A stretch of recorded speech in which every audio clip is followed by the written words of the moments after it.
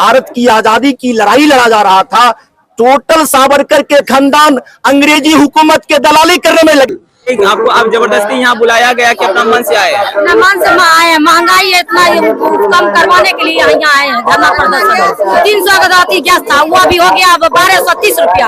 अभी हो गया अब 1230 रुपया। इतना महंगा कैसे जिएगा? सरकार को कहना चाहते हैं 5 किलो देता है, उस जगह पर 10 किलो देता है। और गेहूँ 30 रुपए कभी देखे थे, अभी गेहूँ 30 रुपये है। अभी गेहूँ 30 रुपये है। और गैस है 1300 रुपया, गैस है 1300 रुपया, 300 रुपया मिल रहा है। जी स्वागत है आज की बड़ी खबरों में आपका दोस्त महफूज। इसमें आप देख रहे हैं इंडिया टाइम्स। दोस्तों आज ब्लॉग में जो है बहुत ज्यादा भीड़ लगा हुआ है। आखिर क्यों लगा हुआ है भीड़, आप बेहद अच्छे से जानते ही होंगे कि महंगाई को लेकर जो चल रहा है चर्चा, उस पर आज लोग बैठे हुए हैं और इनसे जानने की कोशिश करेंगे। फिर भी हम ये सवाल रखेंगे कि यहाँ पर जो आप लोग यहाँ पे एकत्रित हुए हैं क्यों हुए हैं। सर हम आपसे नाम जानना चाहेंगे और जानना चाहेंगे कि यहाँ पे एकत्रित क्यों हुए हैं। आज न सिर्फ बेगूसराय सदर प्रखंड कार्यालय के सामने बल्कि सूबे बिहार के तमाम प्रखंड कार्यालय के सामने महागठबंधन की ओर से केंद्र सरकार के जन विरोधी नीतियों के खिलाफ धरना प्रदर्शन किया जा रहा है। उसी का झलक आप देख रहे हैं। बेगूसराय सदर प्रखंड कार्यालय के सामने भी महागठबंधन में शामिल तमाम दलों के नेता कार्यकर्ता, उनके समर्थक यहां मौजूद हैं। जाहिर है कि 2014 से पूर्व जो मुद्दा मोदी जी के द्वारा मीडिया के द्वारा जो उछाला जा रहा था, आज के तारीख में वो उस मुद्दा से भाग खड़े हुए हैं।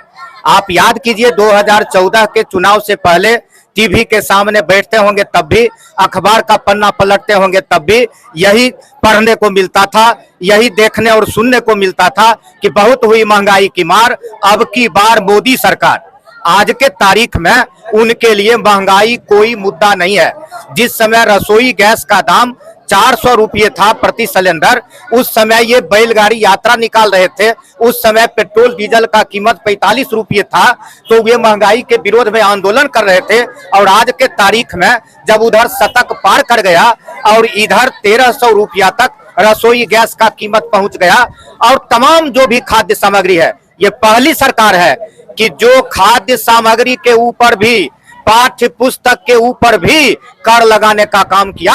ये भारत का पहला सरकार है, मोदी सरकार। इसीलिए इस तमाम जन विरोधी नीतियों के खिलाफ हम यहाँ धरना दे रहे हैं। चाहे महंगाई का सवाल हो, चाहे बेरोजगारी का सवाल हो, चाहे भ्रष्टाचार का सवाल हो, और तो और जनतंत्र को अंगूठा दिखाने का काम किया गया। आप देख चुके हैं कि नया पार्लियामेंट के उद्घाटन के अवसर पर जिस तरह का समारोह आयोजित किया गया, देश के प्रथम नागरिक राष्ट्रपति को भी उससे वंचित रखना यह जाहिर करता है कि इस देश को जनतंत्र के रास्ते नहीं, ये राजशाही हुकूमत एक बार फिर राजतंत्र की ओर ले जाना चाहते हैं। इसीलिए इस खतरे को भांपते हुए 2024 का जो लोकसभा का चुनाव जो आहूत है, अगर जो वो कह रहे हैं एक बार फिर मोदी सरकार, तो इसका मतलब है जनतंत्र का जनाजा निकल जाएगा। जनतंत्र को अगर बचाना है तो भाजपा को हटाना है, नया भारत बनाना है। इसीलिए तमाम महागठबंधन में शामिल तमाम लोग आज आंदोलन का शुरुआत किए हैं और ये लगातार जनहित में चलता रहेगा। अनिल कुमार अंजान, भारतीय कम्युनिस्ट पार्टी राज्य परिषद सदस्य, सह संयोजक, महागठबंधन बेगूसराय अंचल।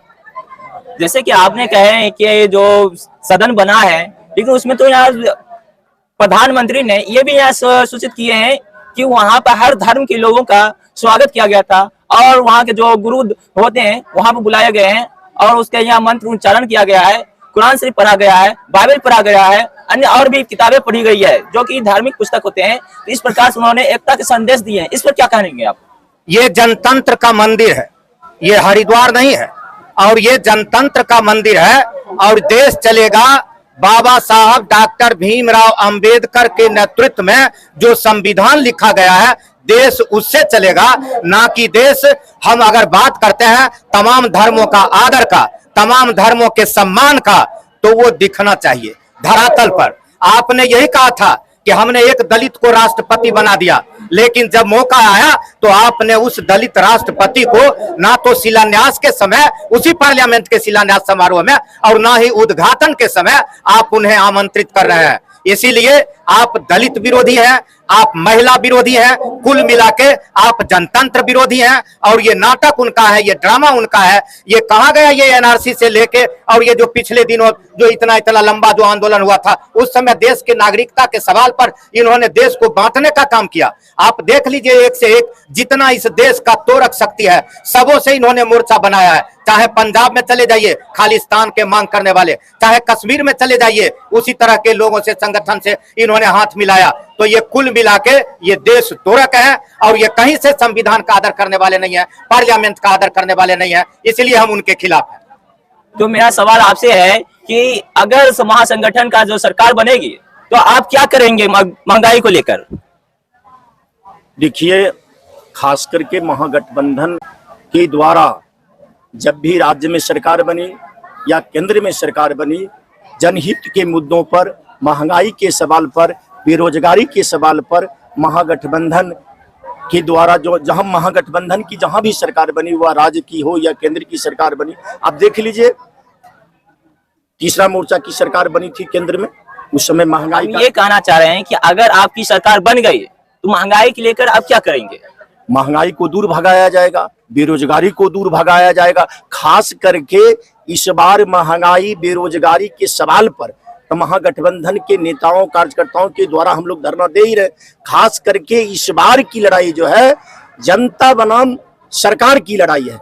जनता मन बना चुकी है। इस भारतीय जनता पार्टी के नेतृत्व में केंद्र में सरकार चल रही है, आरएसएस समर्थित इस देश के प्रधानमंत्री है, उनका विदाई करने के लिए इस देश की जनता सड़कों पर उतर चुकी है। हम आप देख लीजिए इसी धरना के माध्यम से हम सभी संगठन के कई कार्यकर्ता अमोम कार्यकर्ता महंगाई के विरोध में, बेरोजगारी के विरोध में और खास करके पिछड़े दलित को जो संवैधानिक अधिकार बाबा साहब डॉक्टर भीमराव अंबेडकर के द्वारा मिला था, ये भारतीय जनता पार्टी आरएसएस समर्थित प्रधानमंत्री के द्वारा हमारा संवैधानिक अधिकार इस देश को हमको समाप्त कर रही है। इस देश को संविधान बचाने की आवश्यकता है। महंगाई की बात तो छोड़ी, पहले संविधान बचाने की आवश्यकता है, देश बचाने की आवश्यकता है। देश गुलामी की ओर जा रही है। आपने आरएसएस का नाम लिए हैं तो आरएसएस से एक सवाल भी हमको याद आ गया है, तो पूछ ही लेते हैं। आरएसएस के लोग कहते हैं कि अगर सावरकर, उन्होंने कहते हैं कि अगर हमारी बात मान लेते 35 साल पहले ही देश आजाद हो जाता। ये सावरकर समर्थक से जाकर पूछिए, जब हमारे देश के विभूतियों के द्वारा भारत की आजादी की लड़ाई लड़ा जा रहा था, टोटल सावरकर के खानदान अंग्रेजी हुकूमत के दलाली करने में लगे हुए थे। तो फिर वो अंग्रेजी टोटल सावरकर के खानदान अंग्रेजी हुकूमत के दलाली करने में लगे हुए थे। वो हमारे देश के संविधान का कभी पसंद नहीं किए। इस देश के जो कल्चर है, देश का जो संविधान है, देश की जो संस्कृति है, हमेशा आरएसएस और आरएसएस समर्थित विरोधी रहा है। तो यहाँ से पैगाम जो है जनता को और सरकार से क्या मांग करेंगे? जनता से डायरेक्ट अपील है, इस देश को बचाना है। अगर यह देश नहीं बचेगा, आने वाले पीढ़ी हम लोग से पूछेगा आरएसएस वाला इस देश को बेच रहा था, तो हम क्या कर रहे हैं? आप लोग क्या कर रहे थे? जी, देख सकते हैं कि किस प्रकार से इन्होंने अपना धरना प्रदर्शन को यहाँ सफलतापूर्वक कर रहे हैं। फिर मिलेंगे एक नई वीडियो के साथ, तब तक के लिए हमें इजाजत। धन्यवाद।